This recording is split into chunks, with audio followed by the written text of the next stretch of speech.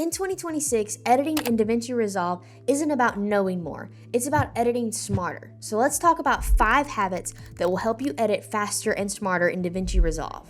Most people don't struggle with DaVinci Resolve because of the software. They actually struggle with it because of bad editing habits. So let's talk about it. Habit number 1 is to edit in passes, not all at once. Trying to do everything all in one pass is what makes editing feel overwhelming and can be a bottleneck when you're trying to make decisions. And editing is all about decision making. The faster you can make decisions, the faster your edit will be done. But trying to go through and do everything all in one single pass of cutting the clips, color grading it, adding the effect on top, adding the text, putting the music underneath, putting the sound effects underneath, then we go to the next clip and we do all of it to that clip, and then we go to the next clip. This is going to create that decision overload, and it's not going to be the most efficient and fast way to get your edit done. Professional editors separate editing the video into different passes or different thinking phases. So for example, to really work on creating this habit in editing, you could concentrate on having 3 passes in your process. The first pass is where you only focus on the story. You're cutting out the fluff, you're cutting out the silences, you're deciding what order everything goes in. This is where you're deciding what is the story of the video, and that's the only thing you're worried about. The feeling, the story, the message, if you want to call it that. Then your second pass is all about pacing. This is the timing of the clips. This is really dialing in how long is each clip.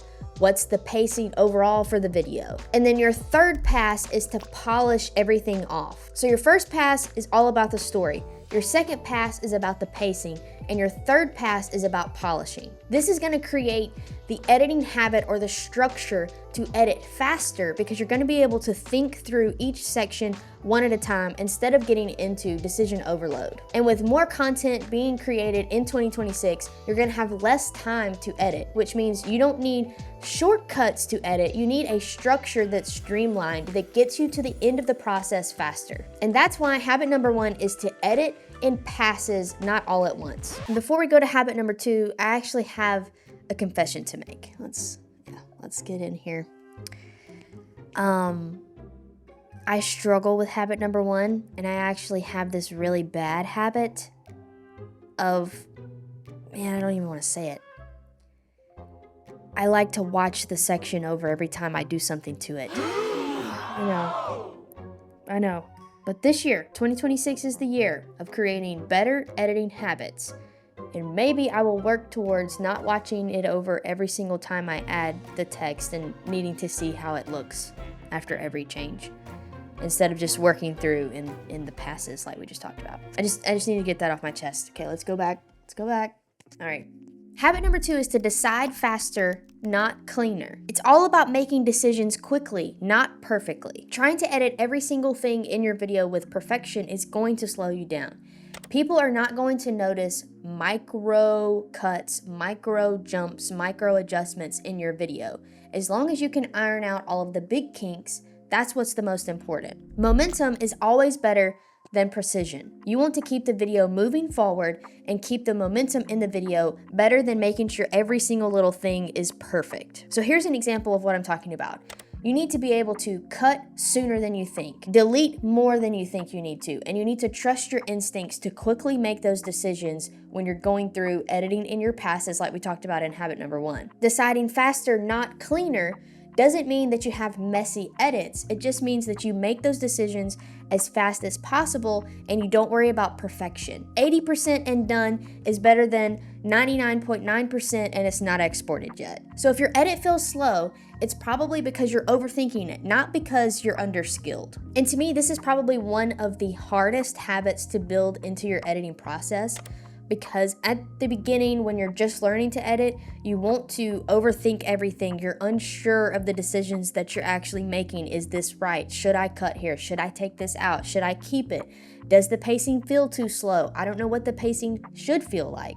But as you become more experienced as a video editor, you do need to make those decisions faster and faster each time you edit if you're ever going to be able to advance and get edits done more quickly and more edits done in the same time frame. So habit number 2, decide faster, not cleaner. Habit number 3 is to use tools intentionally.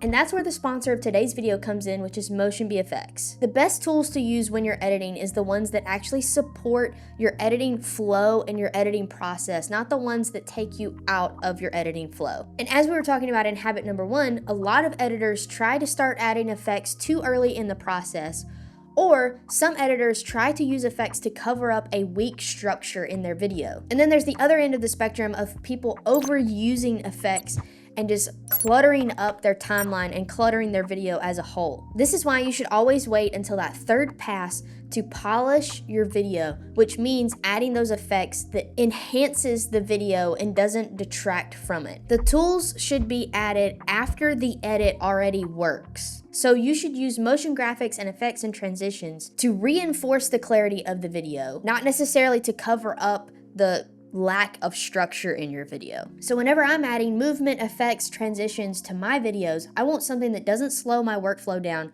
but actually enhances it, which means using tools intentionally. That's why the MotionVFX plugin packs are usually my go-to. You've got titles, transitions, movements, layers, effects, backgrounds that all keep your edits really clean and you can apply them super quickly. And one of their newest packs for DaVinci Resolve is the mMessage 3 plugin pack. These titles are so clean and they're so easy to use just by dragging and dropping, and they add that subtle polish to your video instead of making it feel cluttered or overwhelmed. I love using MotionVFX packs because they're clean, consistent, and they don't take me out of the edit. Here's a before and after example of using MotionVFX to subtly enhance and clarify the things happening in the video, the messaging that you're wanting to convey. So using tools intentionally, habit number 3, really can enhance and speed up your workflow. Habit number 4 is to treat audio as structure, not polish. And when I say audio here, I'm not talking about sound effects, because to me, sound effects is more of a polish section. I'm talking about music, the voice, the main audio of your video. You need to treat this layer of audio or layers as part of your structure when you're editing, because audio will tell you where your edit is broken. If the audio feels off in a certain section, then the cut is probably off. A lot of times, listening to your video while your eyes are closed or you're looking off, this will reveal pacing problems faster than just watching your edit. Because if you're listening through and that audio feels jumpy, then that probably means you need to change that entire cut, because the audio is going to reveal that faster than the visuals will. And you always have to remember that clean audio instantly builds trust with the viewer. Audio is half of the viewing experience. So if your audio sounds terrible, is distracting, or has distracting elements in the background, it will be really hard for people to trust your content and your message. So just like in habit number 1, when we do passes in our video, we should purposefully do listening passes where we're making sure, do the cut sound normal? Does the audio sound consistent?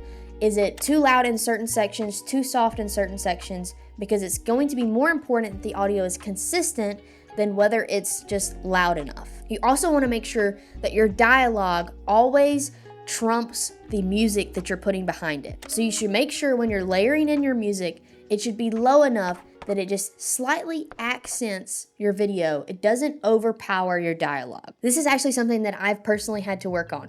I've had several videos where I didn't realize that the music was a little bit more overpowering than my voice, and I even had people comment about it. So this is a habit that I'm working to implement to make sure that that dialogue always stays above the music. And habit number 5 is to finish more videos and to re-edit less. Progress in video editing comes from actually exporting that video, not from fine-tuning and retuning and redoing little bitty bits over and over and over again. And I get it.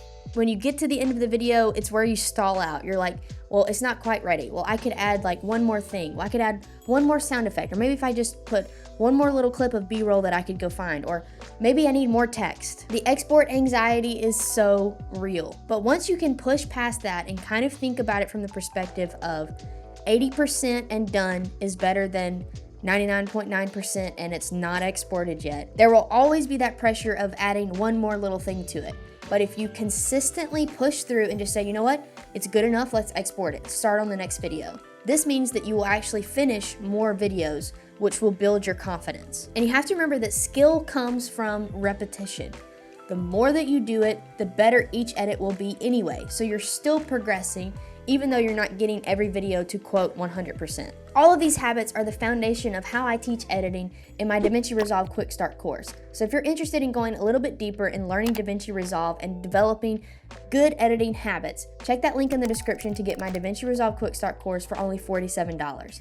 And again, big thanks to MotionVFX for sponsoring this video. I truly love their plugin packs, and I think that using tools like MotionVFX intentionally helps you become a better editor, and it builds in better habits in your editing workflow. And if you like this video, be sure to check out this video right over here.